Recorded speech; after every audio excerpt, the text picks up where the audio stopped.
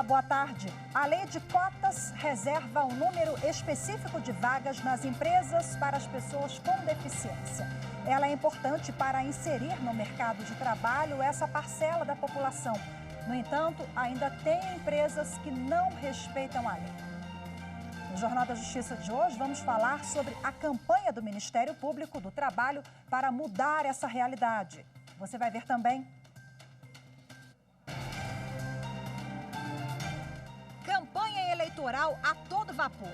Conheça as regras para as eleições municipais deste ano. A orientação da Justiça Eleitoral é para evitar aglomerações. Publicação do Conselho Nacional de Justiça apresenta jurisprudências de conciliação e mediação. A publicação traz decisões do Conselho desde 2010. E ainda, Supremo autoriza a extradição de proprietário da Telex Free. A extradição foi autorizada com base no crime de fraude eletrônica, tipo penal previsto na legislação dos dois países.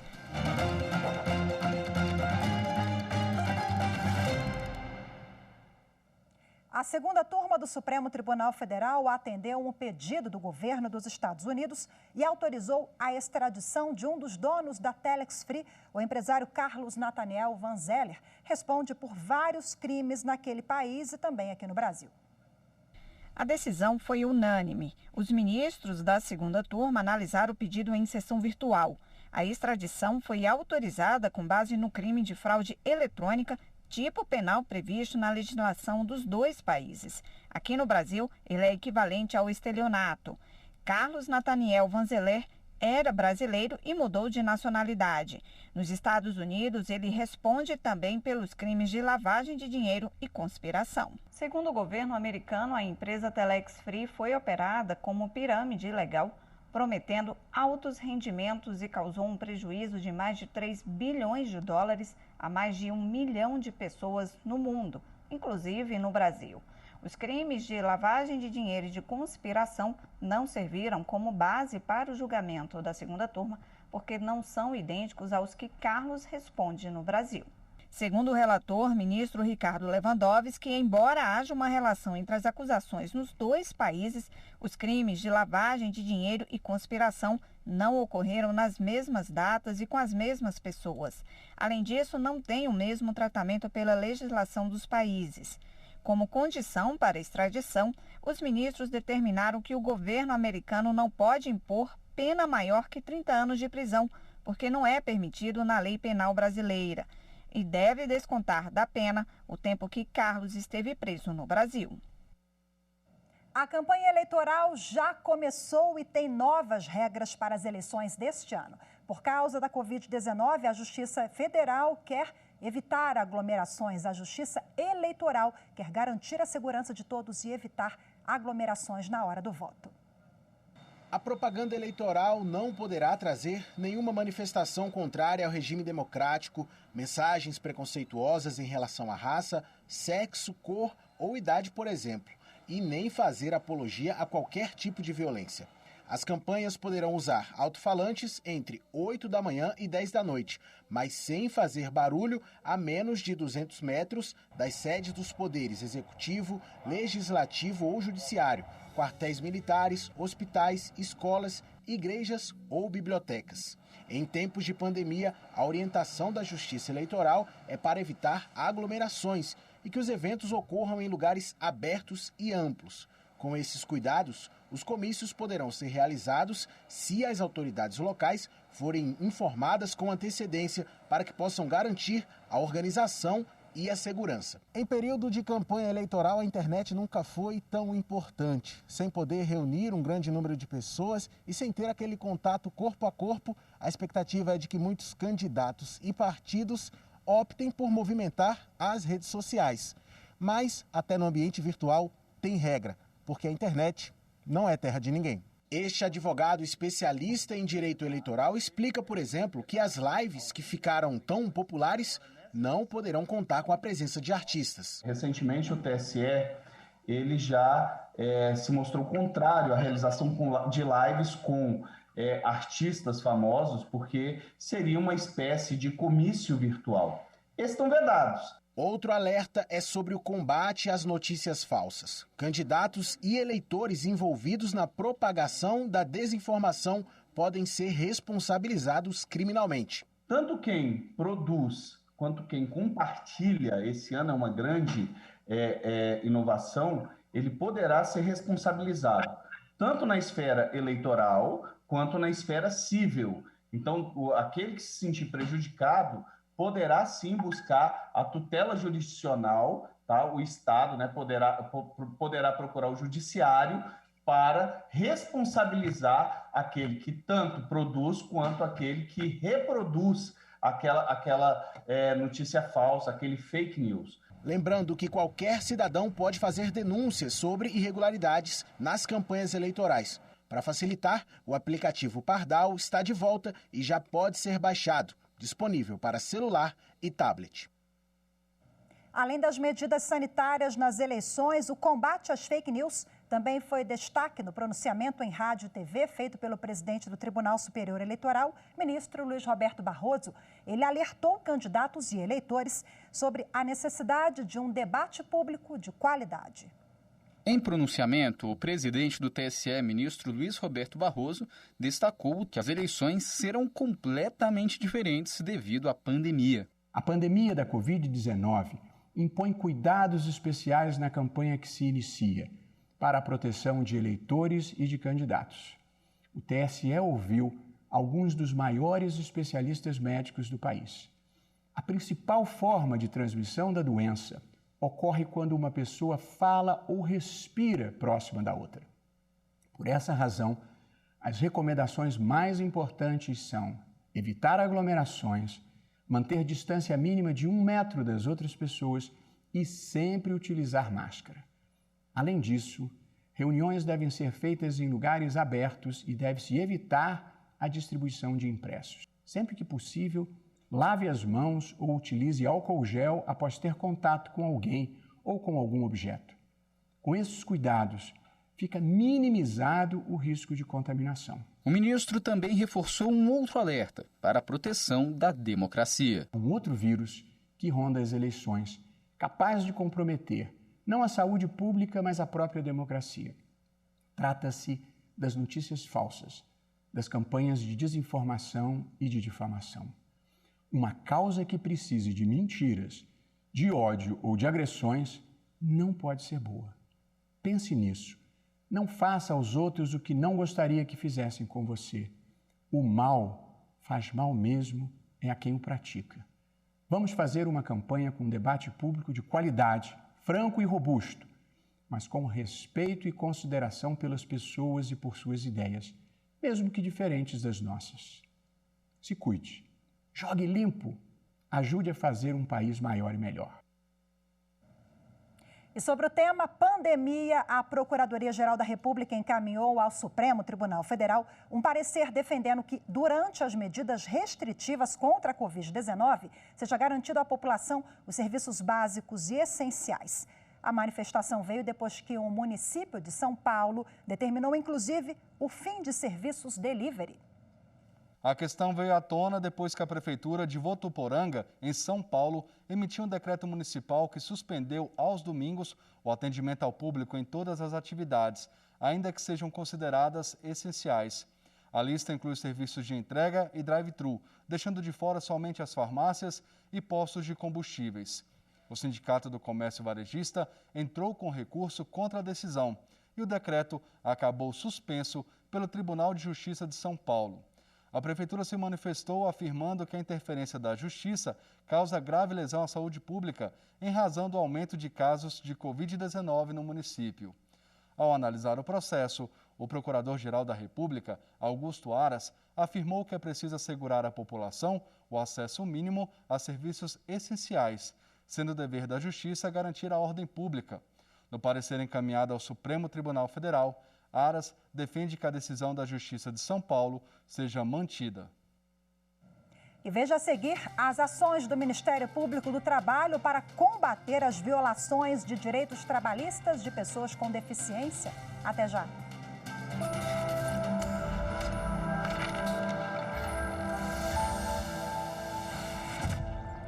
A Constituição Federal é um compilado de normas e leis que regem o Estado. A lei máxima que regulamenta e limita as relações entre os poderes, ao mesmo tempo em que estabelece os direitos e deveres dos cidadãos.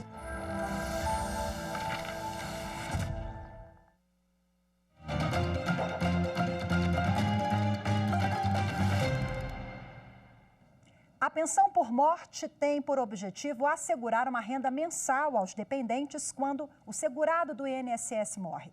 Por isso, mesmo casando novamente, o pensionista viúvo pode continuar recebendo o benefício. Saiba em que condições isso acontece na reportagem de Márcio Fontinelli. Pensão por morte. Você já deve ter ouvido falar ou conhece alguém que recebe. É bom saber que a pensão por morte não é um benefício vitalício. Em alguns casos, quem recebe pode perder o direito, como explica este especialista. Perde o direito à pensão por morte o beneficiário que falecer, o menor que se emancipar ou fizer 21 anos, a menos que capaz, e o beneficiário que fraudou ou simulou o casamento, bem como aquele que apenas se casou para obter esse benefício. Existe um mito de que os viúvos que recebem pensão por morte não podem se casar novamente sob pena de perder o benefício. Mas não é bem assim. A Justiça Federal em Minas Gerais garantiu a uma viúva a manutenção da pensão porque ficou provado que a situação financeira da autora não melhorou depois do novo matrimônio. O INSS recorreu e a relatora do processo no Tribunal Regional Federal da Primeira Região, desembargadora Gilda Singmaringa Seixas, seguiu o mesmo entendimento da sentença. Ela citou a súmula 170, que diz que não se extingue a pensão previdenciária se do novo casamento não resulta melhoria na situação econômica financeira da viúva, de modo a tornar dispensável o benefício. Com isso, por unanimidade, a primeira turma do TRF1 negou o provimento à apelação do INSS.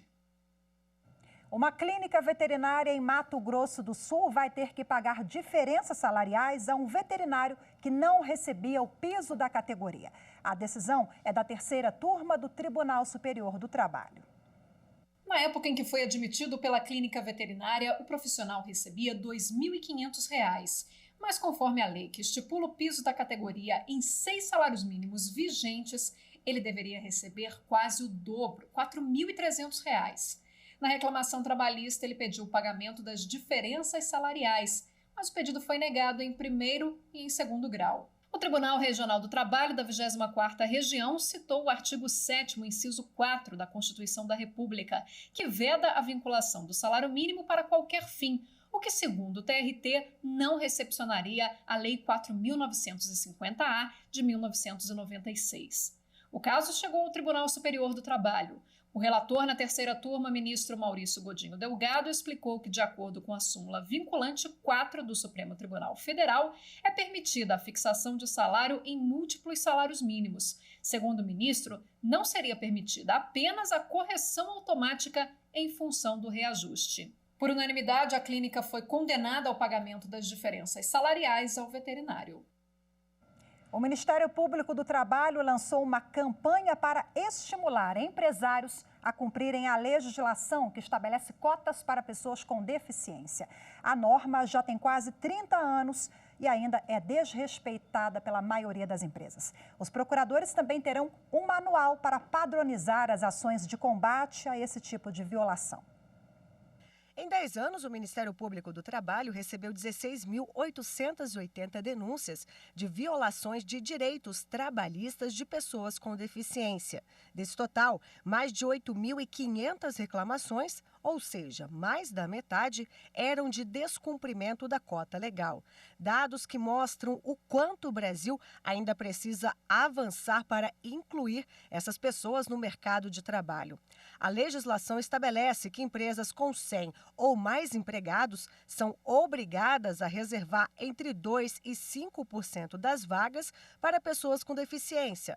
Apesar dos 29 anos da norma, o déficit é alarmante. Em 2018, apenas a metade das 768 mil vagas reservadas a pessoas com deficiência e reabilitados da Previdência Social foi preenchida. No Brasil, existem mais de 45 milhões de pessoas com alguma deficiência. Entretanto, elas representam menos de 1% do total de trabalhadores com carteira assinada. Eu apoio a lei de cotas como instrumento de ampliação das oportunidades de trabalho formal para as pessoas com deficiência. Nos últimos 10 anos, o Ministério Público do Trabalho abriu 8.000 inquéritos civis sobre o tema. 800 recomendações foram emitidas e 2.000 termos de ajustamento de conduta firmados. Os procuradores do trabalho reclamam da dificuldade em combater as irregularidades. Eles sentem falta da padronização nas mediações que eles mesmos realizam com as empresas. Para tentar resolver o problema, o Ministério Público criou um manual de atuação. O documento conta com a legislação brasileira de inclusão da pessoa com deficiência e a Convenção Internacional sobre esses direitos. O manual faz parte da atuação do Grupo de Trabalho de Inclusão e Acessibilidade, com fundamentos jurídicos, medidas e orientações. Além do manual, o grupo preparou uma campanha para estimular a população e principalmente os empresários a cumprirem a lei de cotas. Mesmo sem deficiência, lute pela igualdade. Tenha essa consciência, dê mais oportunidade. Combata a discriminação, seja qual for a sua idade, sexo, raça e religião. E para falar mais sobre esse assunto, eu converso agora com a vice-procuradora-geral do Trabalho, Maria Aparecida Gugel. Olá, seja muito bem-vinda. Boa tarde para a senhora. Olá, boa tarde.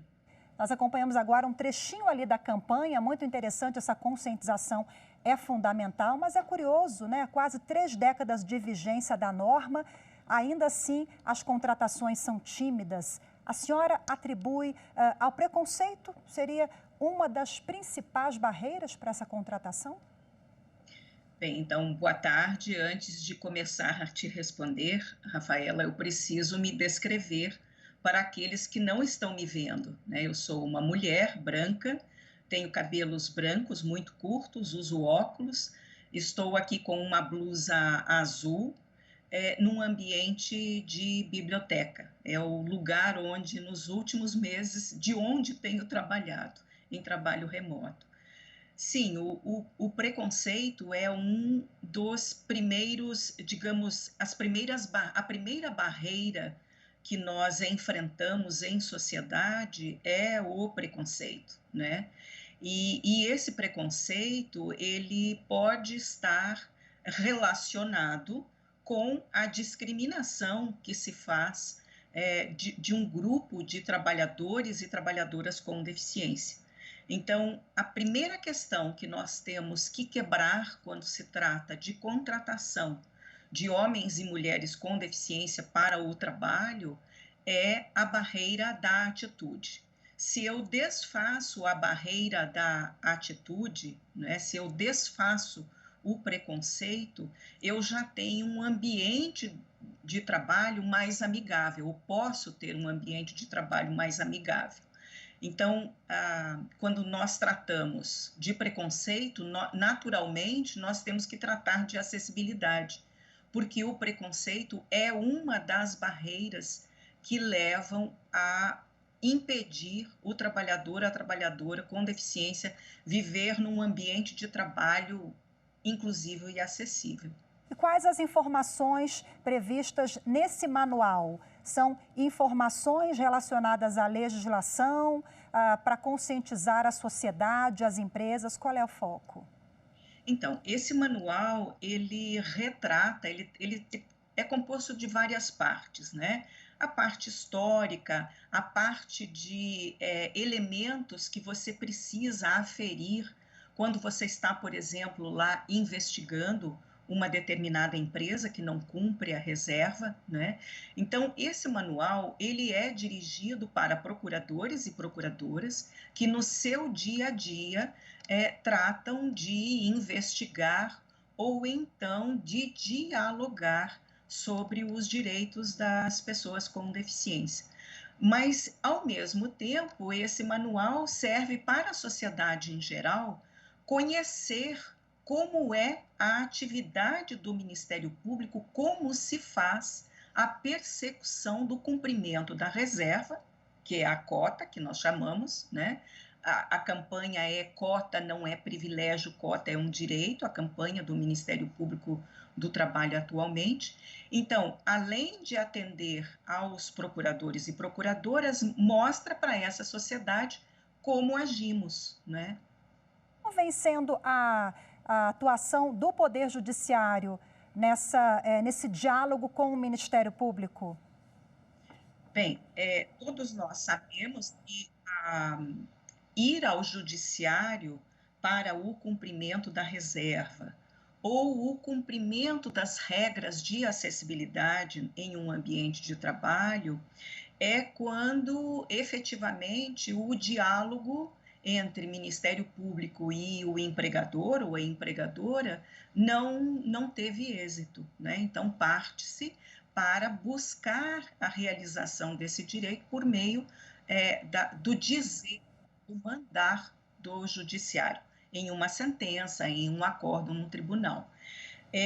O judiciário, ele tem sido, digamos assim, a jurisprudência final da nossa terceira instância, ela não é favorável em números absolutos à pessoa com deficiência. E esse não ser favorável está dirigido diretamente às questões de desfazimento dos laudos de fiscalização, especialmente dos nossos auditores e auditoras fiscais do Ministério do Trabalho e Emprego. Digo, do Ministério da Economia, porque o Ministério do Trabalho e Emprego foi desfeito e levado, né, a parte da fiscalização em uma secretaria dentro do Ministério da Economia. Então, é muito comum o judiciário se contentar com uma afirmação da empresa dizendo que procurou trabalhadores com deficiência e não encontrou, né? E isso, do ponto de vista da nossa realidade, é bastante falível, porque significa que a prova não está devidamente constituída nesse processo judicial, não é? Para que se aceite essa afirmação, mesmo porque a própria lei, a Lei Brasileira de Inclusão da Pessoa com Deficiência, desde 2015, vem dizendo que o empregador, a empregadora, pode contratar uma pessoa com deficiência e habilitá-la no curso do contrato de trabalho. Ok. Então, essa situação não é razoável. Bom, por todas essas questões que conversamos aqui, é importantíssimo essa participação do Ministério Público, a elaboração desse manual. E a gente está falando de Ministério Público, de Poder Judiciário, mas precisamos quebrar barreiras também na sociedade, né? Acho que o preconceito, começar pelo fim do preconceito já é um pontapé inicial, né? Muito obrigada pela sua entrevista mais uma vez. Boa tarde para a senhora. À disposição. Obrigada. E você vai ver no próximo bloco, publicação do Conselho Nacional de Justiça apresenta jurisprudência de conciliação e mediação. Assunto para daqui a pouco, eu te espero.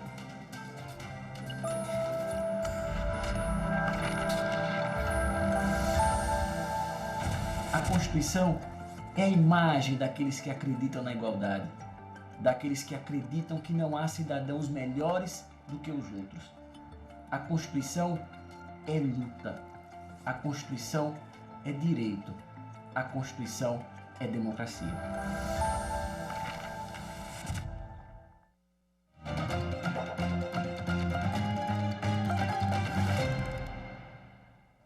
O Conselho Nacional de Justiça lançou o relatório Jurisprudência Administrativa, Conciliação e Mediação, que reúne despachos e decisões monocráticas e colegiadas do Conselho envolvendo o tratamento de conflitos. O relatório Jurisprudência Administrativa, Conciliação e Mediação está disponibilizado em formato eletrônico no portal do CNJ. A publicação traz decisões do Conselho desde 2010, quando foi instituída a Política Judiciária de Tratamento de Conflitos com a Resolução 125. Todos os processos foram pesquisados pela juíza Trícia Navarro, que faz parte do Comitê Gestor de Conciliação do CNJ. Ela dividiu o conteúdo em diversos capítulos, que vão de acordos e negociações a processos que estão em segredo de justiça. A publicação ainda traz a jurisprudência de decisões monocráticas e acórdãos em acordos institucionais. A Justiça de Mato Grosso está realizando a terceira jornada da inovação, que vai até o dia 9 de outubro. A proposta é despertar nas equipes o espírito de engajamento e busca de soluções inovadoras do Poder Judiciário. Isso com ferramentas tecnológicas e recursos simplificados. A primeira fase da jornada foi marcada por um lançamento de um robô. Pensar diferente e assumir novos padrões de comportamento diante das mudanças mundiais. O Poder Judiciário de Mato Grosso colocou o assunto em debate durante a primeira jornada da inovação, promovida pelo Núcleo de Inovação da Justiça Estadual. Evento virtual em formato de um tribunal de júri. Os participantes assumem um papel de defesa e acusação. Na terceira etapa do encontro, o tema foi Mindset.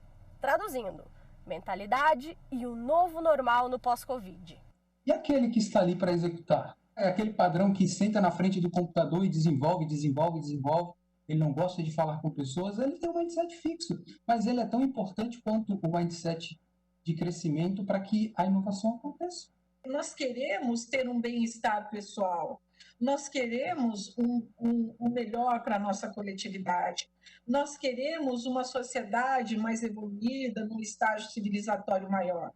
Mas é preciso que algo mude para que todo esse conforto que é buscado permaneça. Espero que essa jornada seja a ferramenta que faltava para estimular as pessoas a fazerem essa escolha, a escolha do engajamento. E uma das inovações apresentadas é o Robomaco, uma parceria entre o Judiciário de Mato Grosso e o Conselho Nacional de Justiça, que permitirá, em um horizonte muito próximo, o uso da inteligência artificial para processos que tramitam no PJE e precisam de bloqueio de recursos. Realizaremos a automação para atingir maior agilidade, maior velocidade e maior eficiência nos nossos bloqueios judiciais. Eu digo sempre que o Poder Judiciário do Brasil possui a maior fábrica de software do mundo, porque nós temos diversos centros, núcleos de inovação. E o Jornal da Justiça de hoje fica por aqui. Para você, uma excelente semana para todos nós. Eu te espero amanhã. Boa tarde, tchau, tchau.